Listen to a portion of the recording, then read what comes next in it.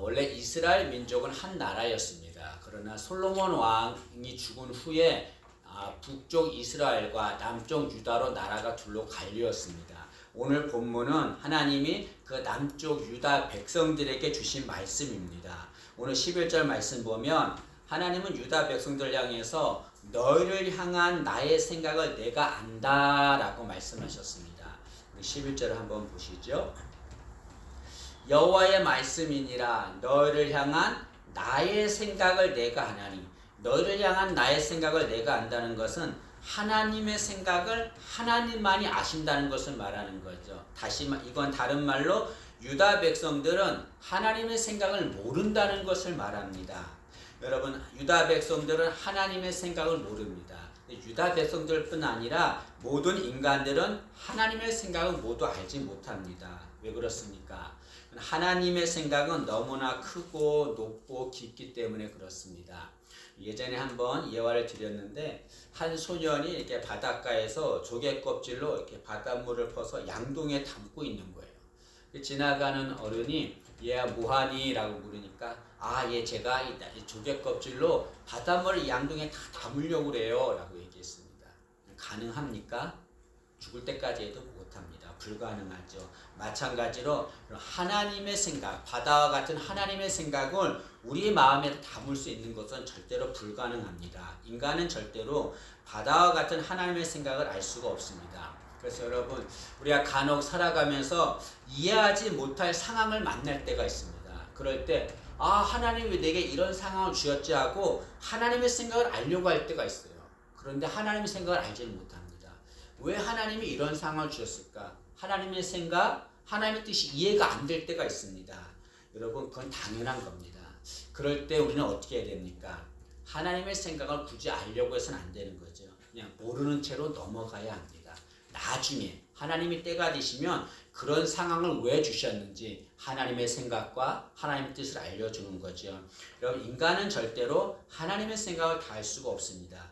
하나님은 유다 백성들에게 너희가 나의 생각을 모른다라고 말씀하시면서 너희를 향한 나의 생각이 있다라고 말씀하십니다. 유다 백성들 향한 하나님의 생각은 무엇입니까? 그것은 유다 백성들에게 평안을 주는 것이다 라고 말씀합니다. 11절 말씀을 다시 한번 보시면 여호와의 말씀이니라 너희를 향한 나의 생각을 내가 아나니 평안이요 재앙이 아니니라 너희에게 미래와 희망을 주는 것이니라. 하나님은 너희들은 나의 생각을 알지 못하지만 너희를 향한 나의 생각이 있다. 정말 진실한 생각이 있다. 그것이 뭐냐면 너희들에게 평안을 주는 것이다 라고 말씀하셨습니다. 하나님은 유다 백성들에게 평안을 주신다라고 말씀하셨습니다. 그러나 유다 백성들은 하나님의 이 말씀에 동의할 수 없었습니다. 왜냐하면 유다 백성들은 지금 엄청난 고난을 당하고 있기 때문에 그렇습니다. 이런 유다 백성은 주전 586년에 바벨론에 멸망당합니다. 그리고 바벨론 노예로 끌려갑니다. 지금 하나님이 말씀하신 이때는 유다 백성들이 바벨론에서 노예로 고난받고 있을 때입니다. 여러분, 유다 백성은 하나님이 택하신 선민입니다. 그런 선민이 바벨론의 노예로 끌려가고 있습니다. 노예가 되었습니다. 유다 백성들은 하나님이 우리를 버렸구나, 우리에게 재앙을 주시는구나 라고 생각했을 것입니다. 그런 생각을 하고 있는데 하나님이 아니다, 나는 너희들에게 평안을 준다 라고 말씀했습니다. 그러니까 유다 백성들은 하나님 말씀에 동의할 수 없는 거죠. 지금 상황이 어려운 상황이고 노예로 고난을 당한 상황인데 하나님이 너희에게 평안을 주겠다라고 말씀하시는 거죠. 하나님은 왜 바벨론의 노예가 된 유다 백성들에게 평안을 주신다라고 말씀했습니까? 그들은 지금 노예로 고난을 당하고 있는데 그것은 하나님이 그들을 바벨론에서 해방시켜서 본국으로 돌아오게 할 것이기 때문에 그렇습니다. 우리 10절 말씀을 한번 보시죠. 10절 말씀 보시면 여호와께서 이와 같이 말씀하시니라 바벨론에서 70년이 차면 내가 너희를 돌보고 나의 선한 말을 너희에게 성취하여 너희를 이곳으로 돌아오게 하리라. 하나님 말씀하시기를 너희들이 지금 바벨론의 노예로 있지만 70년이 지나면 내가 너희들을 본국으로 돌아오게 할 것이다 라고 말씀했습니다. 실제로 하나님은 70년이 지나자 유다 백성들을 본국으로 돌아오게 하셨고 그로 인해 유다 백성들은 평안을 누릴 수 있었습니다. 여러분, 하나님은 유다 백성들에게 평안을 주시려는 생각을 가지고 있었습니다. 그러나 유다 백성들은 하나님의 생각을 모르는 거예요. 하나님의 생각을 모르고 자신들의 생각으로만 하나님이 우리에게 재앙을 주신다라고 생각했습니다. 여러분, 우리도 그럴 때가 있습니다. 어려움을 당할 때가 있어요. 나름대로 열심히 신앙생활 했는데, 믿음 생활 했는데, 예배 잘 드렸는데 하나님이 어려움을 줄 때가 있습니다. 건강에 문제가 생기고, 가정에 문제가 생기고, 직장에 어려움이 있고, 신앙에 문제가 생기고, 이런 예기치 않는 많은 어려움이 있습니다. 그럴 때 하나님이 나에게 재앙을 주시는구나 라고 생각할 때가 있습니다. 그러나 그렇지 않습니다. 하나님은 우리에게 평안을 주시는 거죠. 문장 부호 중에 마침표와 쉼표가 있습니다. 이 문장 부호는 비슷해요, 보기에. 그러나 용도는 다릅니다. 마침표는 무엇입니까? 한 문장이 끝났다는 거예요. 이제 문장을 쓰지 않습니다. 쉼표는 잠깐 쉬고 다시 문장을 이어 쓰는 겁니다. 어려움과 고난을 당할 때 마침표를 찍는 사람이 있습니다. 하나님 주신 재앙이구나 하고 좌절하고 절망하는 이들이 있습니다. 그러나 여러분, 하나님에게 마침표는 없습니다. 하나님은 쉼표만 있는 거예요. 지금 고난이지만 잠깐 쉬면 하나님이 다시 우리에게 평안을 주시는 것입니다. 어떠한 상황에서도 우리는 마침표를 찍는 것이 아니라 쉼표를 찍어야 합니다. 지금은 고난이지만, 지금은 어렵지만 하나님이 우리에게 평안을 주신다. 그런 믿음으로 사는 우리가 되기를 진심으로 소망합니다. 예레미야가 3장 33절에 이렇게 말합니다. 주께서 인생으로 고생하게 하시며 근심하게 하심은 본심이 아니시로다. 하나님은 우리가 고생하며 근심하게 하는 것, 그것은 하나님의 본심이 아니라는 거죠. 다시 말하면 하나님의 본심은 우리에게 평안을 주는 것이다 라고 말씀하고 있습니다. 여러분, 하나님이 주시는 평안, 그 평안이 우리에게 임하기를 진심으로 소망합니다. 그런데 이 하나님의 평안을 얻기 위해서 하나님이 우리가 해야 할 것이 있다라고 말씀하십니다. 그것이 뭐냐면 하나님께 기도하는 것입니다. 하나님은 유다 백성들에게 내게 와서 기도하라 라고 말씀하셨습니다. 그리고 기도하면 내가 들어주겠다 라고 말씀하십니다. 우리 11절과 12절과 13절 말씀을 한번 보시죠. 하나님께서 내가 너희들에게 평안을 주겠다 말씀하시고 나서 하신 말씀입니다. 너희가 내게 부르짖으며 내게 와서 기도하면 내가 너희들의 기도를 들을 것이요 너희가 온 마음으로 나를 구하면 나를 찾을 것이요 나를 만나리라. 하나님 말씀하시기를 내가 너희들에게 평안을 준다. 그런데 너희들이 평안을 얻기 위해서 해야 할 것이 있다. 그것이 뭐냐면 내게 와서 기도하는 것이다 라고 말합니다. 여러분, 유다 백성들이 하나님 앞에 간절히 기도하는 내용이 뭐겠습니까? 이 바벨론에서 노예에서 해방되어서 이 고난 사라지고 평안을 얻게 해주세요. 그것이 간절한 기도의 내용이겠죠. 하나님이 그렇게 기도하면 내가 너희들에게 평안을 주겠다라고 말씀하십니다. 여러분, 우리는 하나님께 평안을 얻어야 합니다. 그 평안을 얻기 위해서는 기도해야 합니다. 여러분, 유다 백성들이 바벨론의 노예가 된 것이 하나님의 재앙이라고 생각한 이유가 무엇입니까? 그것은 자신들이 노예가 된 그 상황만을 보기 때문에 그렇습니다. 그러나 상황을 보는 것이 아니라 무엇을 보아야 합니까? 상황을 다스리신 하나님 바라봐야 되지요. 그리고 하나님 바라보고 그 하나님 앞에 평안을 달라고 기도해야 합니다. 그럴 때 하나님께서 평안을 주시는 거죠. 여러분, 하나님은 유다 백성들에게 노예로 살고 있는 유다 백성들에게 어려운 말씀을 하십니다. 그것이 뭐냐면 그 바벨론에서 노예로 있으면서 그 바벨론에 정착하며 살라는 것입니다. 읽지 않았지만 5절 말씀을 한번 보시죠. 5절 말씀 보시면 29장 5절에 너희는 집을 짓고 거기에 살며 텃밭을 만들고 그 열매를 먹으라. 하나님께서 바벨론에서 집을 짓고 거기서 살라라고 말씀하십니다. 6절 말씀을 보시죠. 아내를 맞이하여 자녀를 낳으며 너희 아들이 아내를 맞이하며 너희 딸이 남편을 맞아 그들로 자녀를 낳게 하여 너희가 거기에서 번성하고 줄어들지 아니하게 하라. 하나님은 또 말하기를 너희들은 바벨론에서 정착하면서 거기서 결혼해서 살라라고 말합니다. 그리고 자손까지 낳으라고 말씀합니다. 7절 말씀을 보시죠. 7절을 보면 너희는 내가 사로잡혀 가게 한 그 성읍의 평안을 구하고 그를 위하여 여호와께 기도하라. 하나님은 또 말씀하시기를 바벨론이 평안하도록 기도하라라고 말씀합니다. 여러분, 지금 바벨론은 원수의 나라입니다. 자신들을 노예를 끌고 와서 고생시키는 그런 나라예요. 그런데 하나님이 그 바벨론에서 나오라라고 말하지 않고 그 바벨론에서 정착하며 살라고 말씀합니다. 이해하기 어려운 말씀이죠.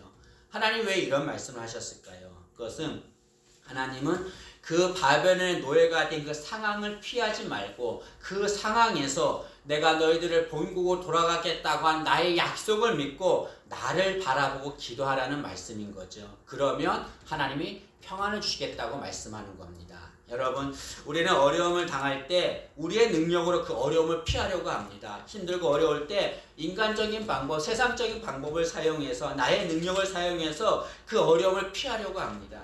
어려움이 피해지던가요?